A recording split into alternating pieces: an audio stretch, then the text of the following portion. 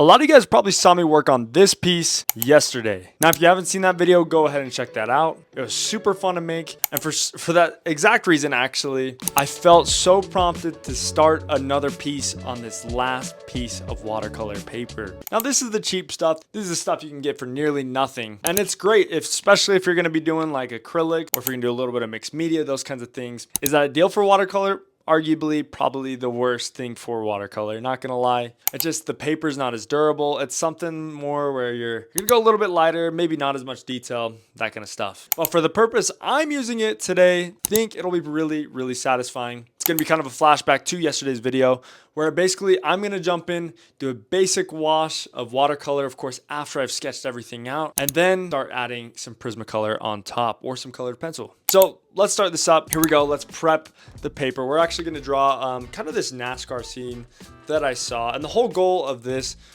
art piece is that, you know, you just keep it loose, rigid, fun. It's not really about keeping it too perfect, because if we make it too perfect, then we lose kind of that essence that we want, right? Sounds kind of weird. I don't know what that means. So yeah, you go in with your watercolor, only focus on getting the basic tones all over the place with the cars and with the background, those kinds of things. If you do too much, like I said, the paper starts to deteriorate, it starts to warp. We don't want that. So this process took a little bit, and after a while I started to feel extremely I wasn't feeling totally confident.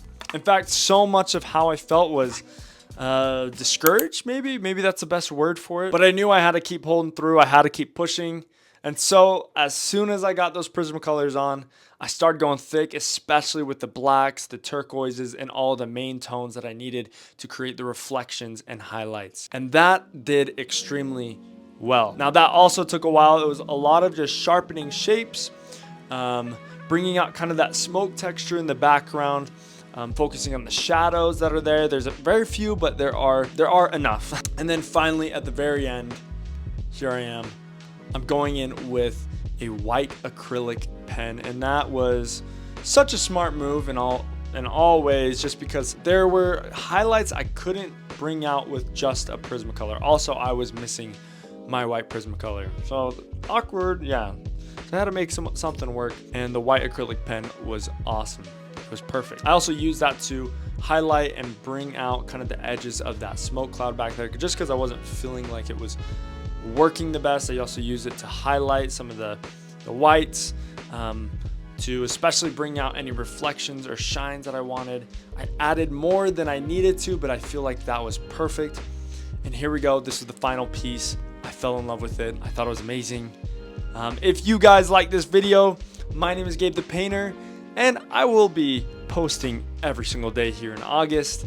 Thank you guys so much for watching. And if you guys want to buy the piece, lucky for you guys, it is actually only going to be $50 on my Instagram. Link in the description below. Here it is. Thanks.